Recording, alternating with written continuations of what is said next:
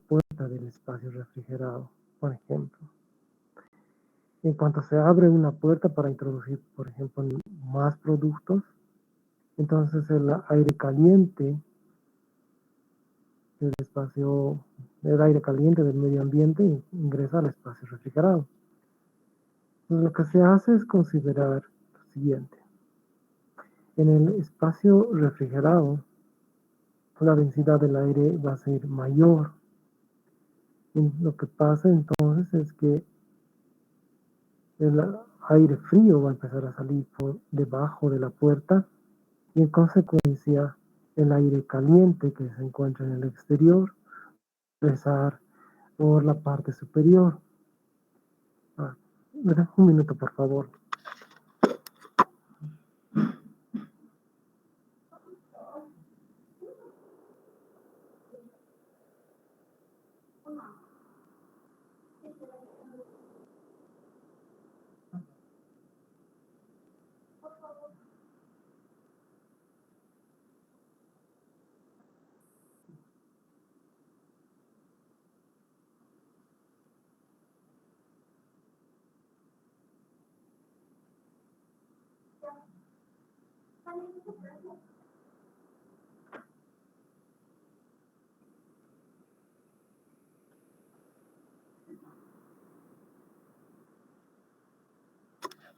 Perdón. Entonces lo que ocurre es que el aire caliente ingresa por la parte superior. En el interior el aire tiene I, una temperatura I y una entalpía I, como tal cual hemos visto cuando estábamos analizando los sistemas de aire acondicionado. En el exterior el aire va a tener otra densidad, temperatura y entalpía. La altura de la puerta es vamos a ver cómo la vamos a utilizar en ecuaciones. La infiltración es y puede ocasionar cargas que son realmente elevadas.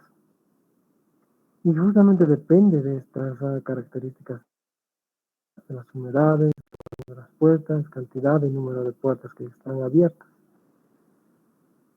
Una ecuación que puede ser utilizada para calcular la cantidad de aire que ingresa como flujo volumétrico es la ecuación de Bosnay-Olama y las más utilizadas. En esta ecuación, el flujo volumétrico del aire caliente que ingresa es calculado por un coeficiente de infiltración, que lo vamos a ver de forma inmediata, el área de la puerta, la raíz cuadrada de la altura de la puerta y las densidades en el interior y en el exterior del ambiente. En el sistema internacional, el concentración es igual a 0.692 y es unidades raíz cuadrada de metros sobre segundo. El flujo volumétrico de esta ecuación va a estar dado en metros cúbicos sobre segundo. Por supuesto, todas las otras tienen que tener unidades del sistema internacional. Entonces, sí, una vez que evaluemos el flujo volumétrico del aire que ingresado, el aire caliente que ha ingresado a la habitación, podemos calcular el flujo másico simplemente multiplicando este flujo volumétrico por el promedio de las densidades entre el exterior y el interior del espacio refrigerado. Y una vez que tenemos el flujo másico, lo que se hace es calcular la carga por infiltración, que va a ser este flujo másico multiplicado por la diferencia de entalpías entre el exterior y el interior de la habitación. Entonces es una forma de estimar esta cantidad de calor. Nunca va a ser calculada exactamente, pero es una forma de estimar la cantidad de calor que ingresa con el aire caliente al espacio refrigerado y este calor tiene que ser removido por el evaporador. Ya que la ecuación tiene que estar dada en unidades del sistema internacional, pueden hacer dos cosas. Una es utilizar una carta psicométrica en el sistema internacional, que ya les voy a enviar de inmediato, o bien utilizar la entalpía o la las aplicaciones donde encontramos las entalpías, densidades, más que han usado en el sistema de aire acondicionado.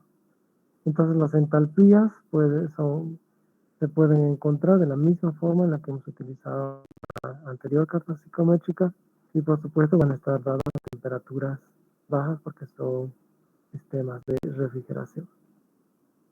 Voy a hacer ahora es justamente compartirles esta carta psicométrica, pero recuerden que igual pueden encontrar la resolución que tiene con el Airlick.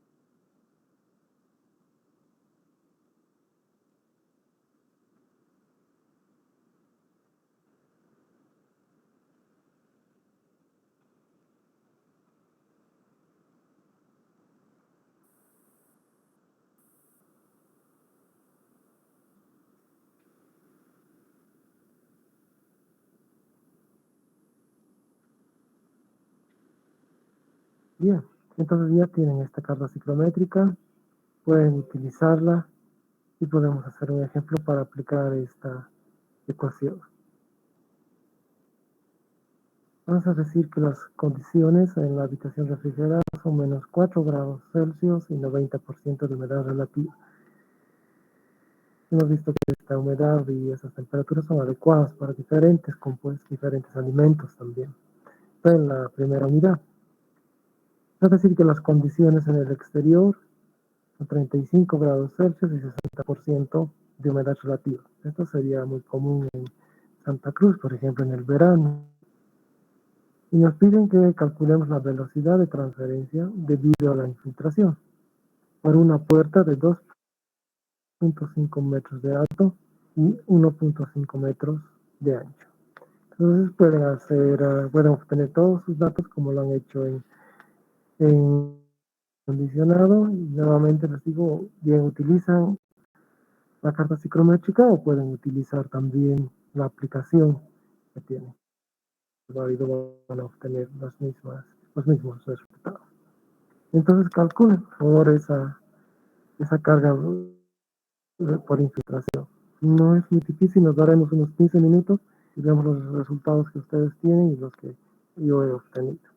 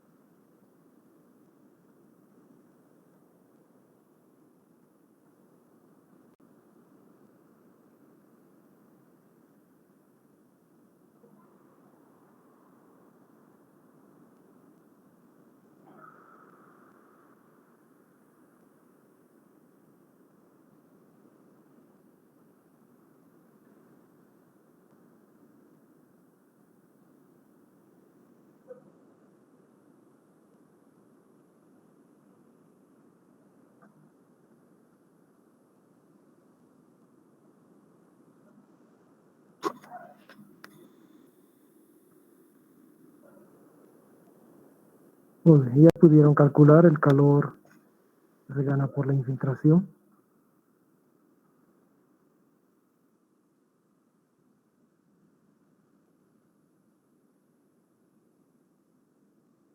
Muy- Nuevamente con los datos que tienen pueden hallar la densidad tanto de aire tanto en el interior como en el exterior.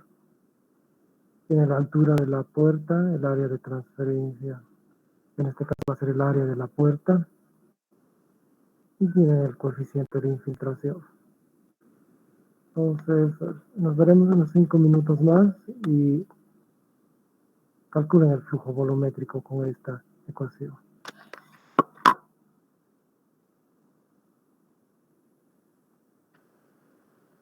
Y una vez que hayan calculado, pueden anotar ese flujo volumétrico en el chat.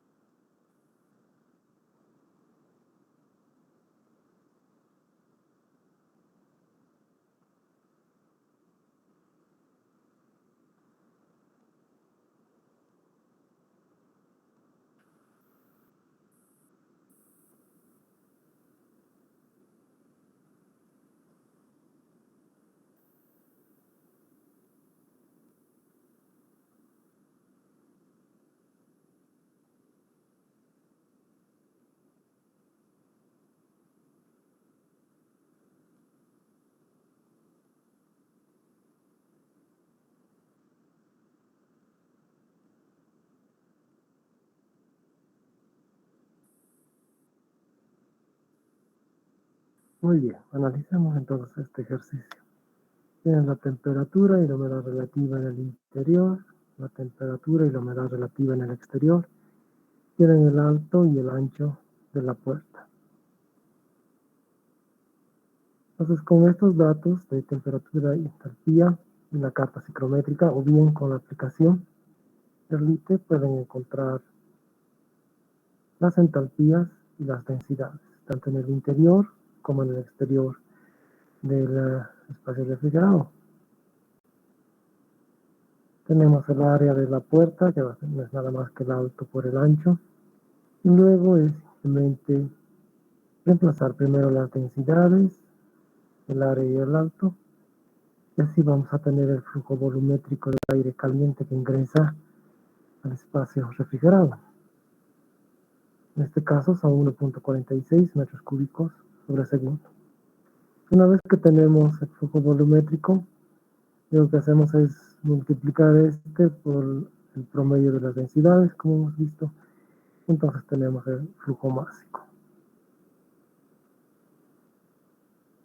Con el flujo másico, lo que hacemos es multiplicar las entalpías, la diferencia de las entalpías entre el exterior y el interior, y entonces tenemos el calor por infiltración. Se pueden darse cuenta que es un calor significativo. Entonces, ¿qué afecta este calor por infiltración? Bueno, antes de pasarles, voy a enviar la solución tanto del ejemplo 6.1 como del ejemplo 6.2.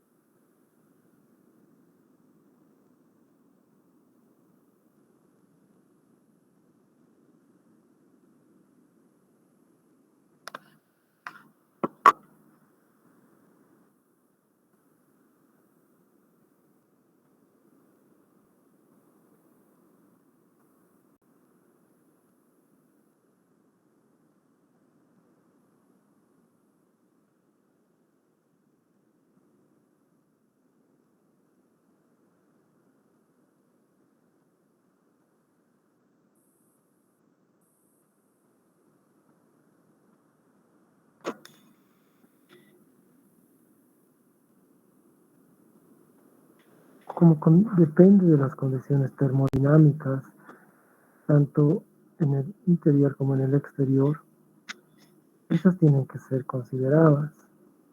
Vamos a les voy a dar un ejemplo. Es decir, por ejemplo, que quieren tener una temperatura de refrigeración de menos 20 grados Celsius y que la humedad relativa en el exterior es 30%, y como hemos visto en el interior, si se tratase de alimentos, queremos que se encuentre al 90% de la humedad relativa. 30% sería una humedad promedio en la ciudad de La Paz, por ejemplo, o en La Paz, o en Potosí, o Oruro.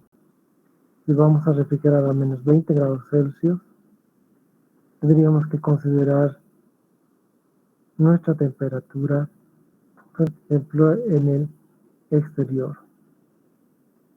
Entonces, si consideramos menos 20 grados Celsius y que la temperatura sea 30 grados Celsius, esto para el condensador, entonces podemos ver que el calor por infiltración va a ser más o menos 40 kilovatios por metro cuadrado. Es simplemente una estimación. Pero ¿qué pasa si cambiamos la humedad relativa en el exterior? Es decir, 50% de humedad relativa en el exterior. Sería común en Tarija, en Cochabamba o en Sucre, particularmente en Tarija y Cochabamba. Y va a ser lo mismo. Nuestra temperatura del condensador va a ser 30 grados Celsius. Y queremos refrigerar el ambiente a menos 20 grados Celsius, tal cual como se hace en La Paz, como queríamos hacerlo en La Paz. Entonces, si es menos 20 grados Celsius, ahora el calor por infiltración está por encima de 50 kilos por metro cuadrado. Pero solamente por cambiar la humedad relativa en el exterior. Vamos a decir que vamos a considerar una humedad relativa mayor, como ocurriría en Pando o en Beni. Y hacemos lo mismo, ¿no? Tenemos un ambiente refrigerado a menos 20 grados Celsius, queremos que la temperatura en el condensador sea 30 grados Celsius, y ahora podemos ver que el calor debido a la infiltración va a estar por encima de 60 kilovatios hora. Pueden ver solamente por tener una humedad relativa en el exterior diferente, los calores por infiltración varían muchísimo, desde 40 kilovatios por metro cuadrado a una humedad relativa del 30%, por encima de 50, una humedad relativa del 50%, y por encima de 60, cuando se tiene una humedad relativa del 70%. Entonces, va a depender de muchos aspectos, pero solamente porque la humedad relativa es diferente en el exterior y teniendo la misma capacidad de refrigeración con la misma temperatura de condensación, no la temperatura en el exterior, la cantidad de calor que se gana por infiltración es mucho mayor. Entonces hay que tener mucho más cuidado de abrir una puerta en lugares, porque solamente porque es más húmedo, el calor por infiltración va a ser mucho más considerable. Entonces este calor es realmente significativo. Si las puertas son realmente altas, por ejemplo, para permitir que automóviles entren para descargar el producto, si las alturas, por ejemplo, son mayores a 30 metros, el calor por infiltración que hemos calculado anteriormente también tiene que ser multiplicado por la raíz cuadrada de la altura de la puerta dividido entre 3. Esto para un factor de corrección y solamente para alturas de puertas mayores a 3 metros. Entonces, ¿cómo terminar esas aperturas de puertas? Porque necesariamente tiene que abrirse una puerta para que ingrese un. Existen recomendaciones, no es algo estricto, pero existen recomendaciones, por ejemplo, respecto a la rotación, que es el número de veces que la capacidad completa de almacenamiento es agotada y reestocada. Si se están almacenando, por ejemplo, vacunas, entonces va a retirar todas o se va a comprar todas esas vacunas y reestocar. Y este número de dotaciones varía dependiendo de los productos. Por ejemplo, es para un almacén que tienen productos de estación nada más, productos como la naranja o mandarina que son estacionales, entre 8 a 12 veces por año. Sin embargo, si son varios productos comestibles, les recomienda que se tenga un número de 30 veces por año. Y si es el manejo de distintos materiales, no solamente alimentos, hasta 100. Entonces un ingeniero ya planifica con esto. Si tengo productos de forestación, pero entre qué estaciones voy a tener, entonces lo que me recomiendan es esto que mi producto entre 8 a 12 veces por año como máximo. Y estas son, pues les digo, recomendaciones. Y para cada rotación, se estima que un automóvil de carga ingresa al recinto, pero la puerta tiene que estar solamente entre 10 a 15 segundos. Entonces, para hacer vaciado y reestocado de los alimentos o de los productos que van a refrigerar, el automóvil ya tendría que estar listo y parado frente a la puerta. Abrir la puerta por 10 a 15 segundos, el automóvil entre en ese tiempo y cerrar inmediatamente la puerta. Entonces es un tipo, pero existen también medidas para mitigar el calor por infiltración. Nuevamente, como es tan grande ese calor, por abrir la puerta de un espacio refrigerado, Se pueden considerar diferentes alternativas para minimizar ese efecto. Una de estas son las cortinas de aire.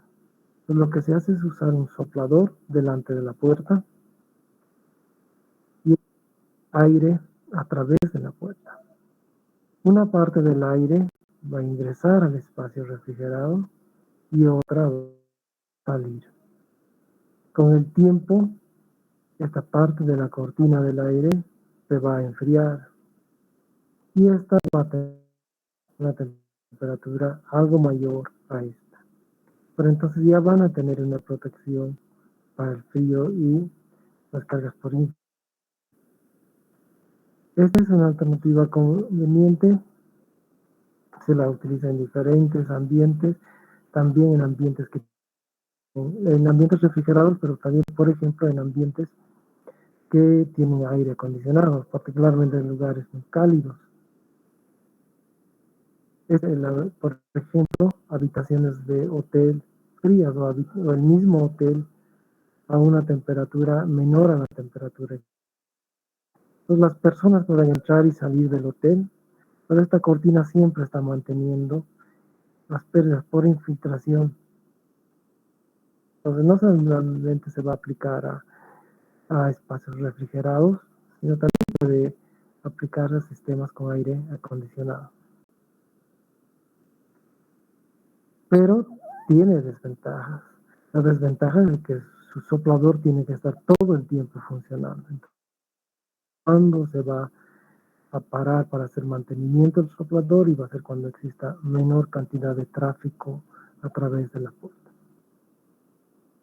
Por otra parte, necesariamente el aire que envía el soplador tiene que llegar al piso y ser distribuido. Si no fuese así, solamente llega hasta cierta parte. Sabemos bien por lo que hemos visto que la densidad del aire en el interior es menor que en el exterior cuando este está refrigerado. Entonces todo el aire frío va a salir por debajo.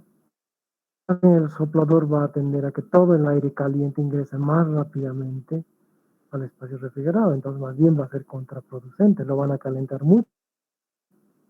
Entonces es por eso que es esencial que el aire necesariamente tiene que llegar hasta el piso del ambiente refrigerado.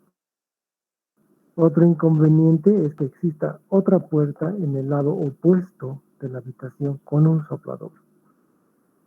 Lo que va a ingrese alguien o ingrese un producto va a modificar el flujo de aire acá y eso va a tener un efecto en la puerta del lado opuesto.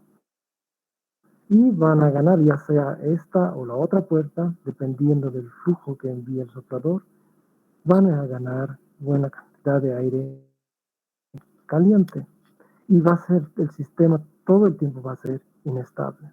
Entonces no es recomendable poner dos sopladores en dos puertas diferentes que estén en lados opuestos de la habitación. Entonces, son criterios que hay que considerar en el diseño.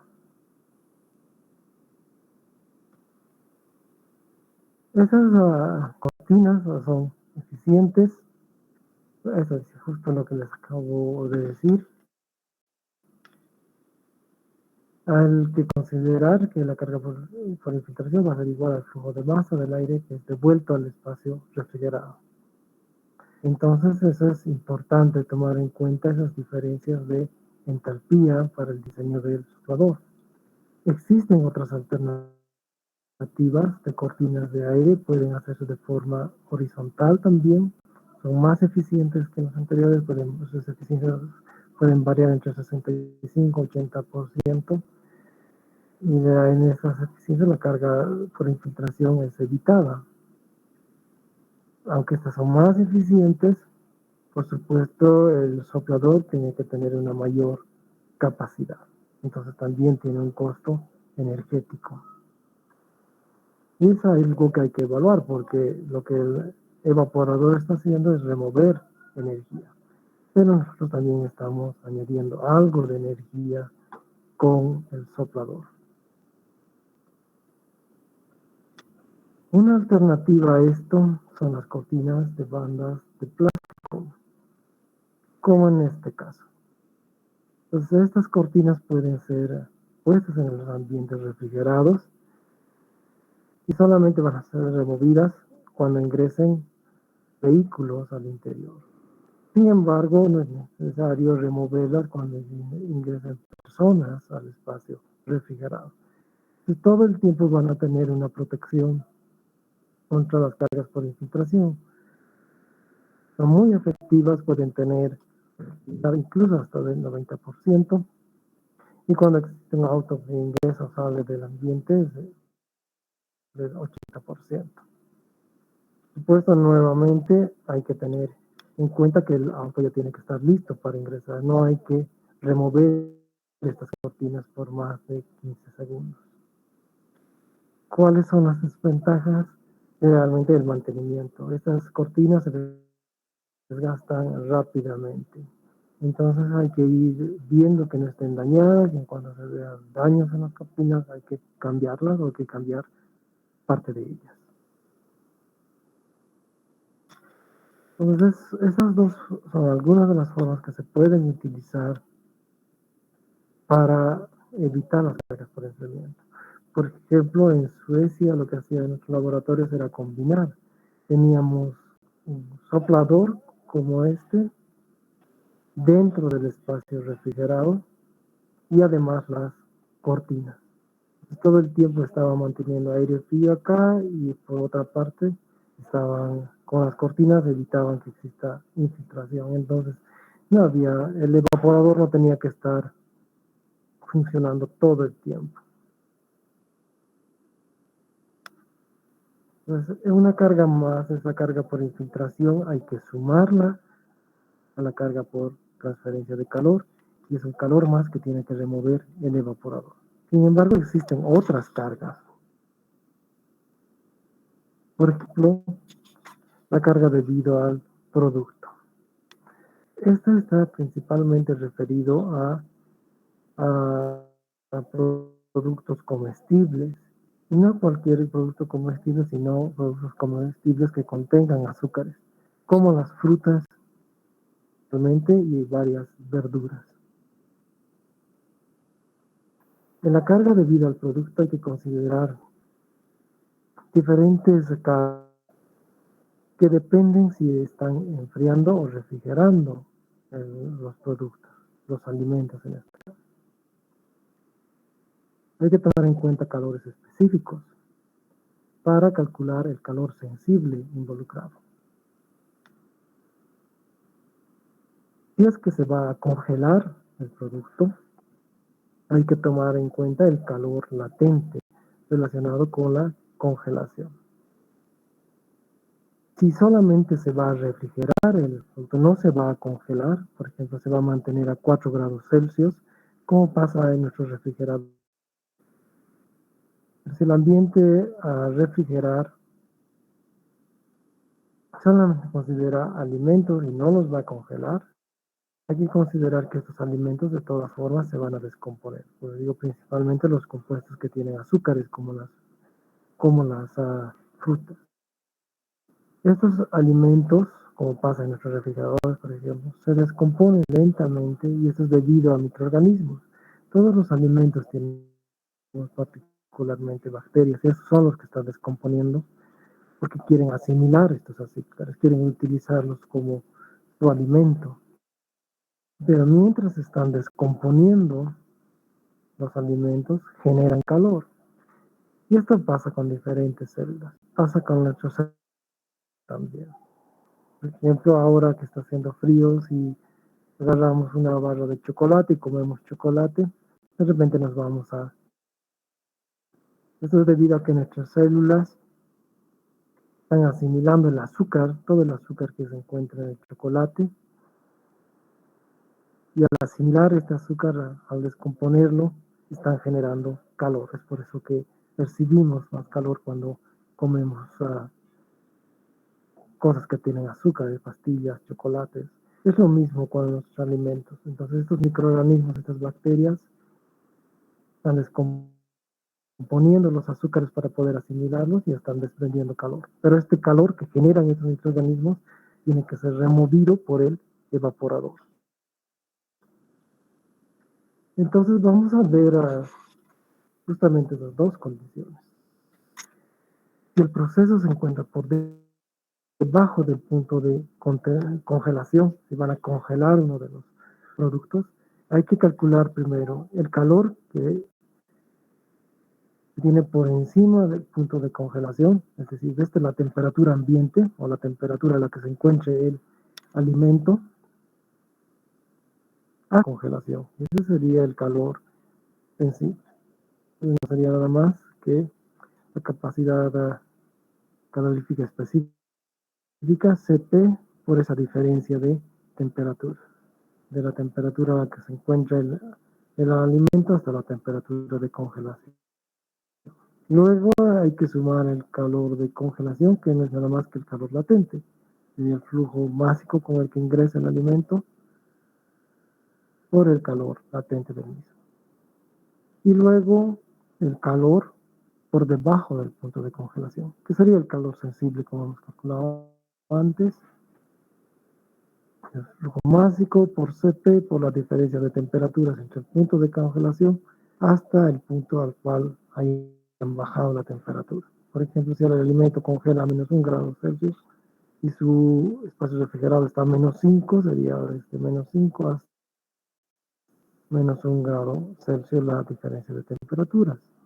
Esto sí consideran la congelación. Sin embargo, si no van a congelar, es decir, la temperatura está por encima del punto de congelación del producto, entonces en ese caso hay que calcular el calor por encima del punto de congelación, que va a ser desde la temperatura a la que se encuentra el alimento hasta la temperatura de refrigeración, en este caso, más el calor de respiración, que es el que generan los microorganismos cuando descomponen los productos. Los datos para la mayor parte de estos productos se encuentran tabulados. Los calores específicos dados en el sistema internacional, ya que solamente vamos a trabajar en el sistema internacional, van a depender del producto. Por ejemplo, el CP por encima de la congelación va a ser 3.78 para la manzana. Y van a variar cierta medida para otros productos, como por ejemplo el pollo, el lomo de res, las frutillas, que es incluso algo más elevado que las manzanas.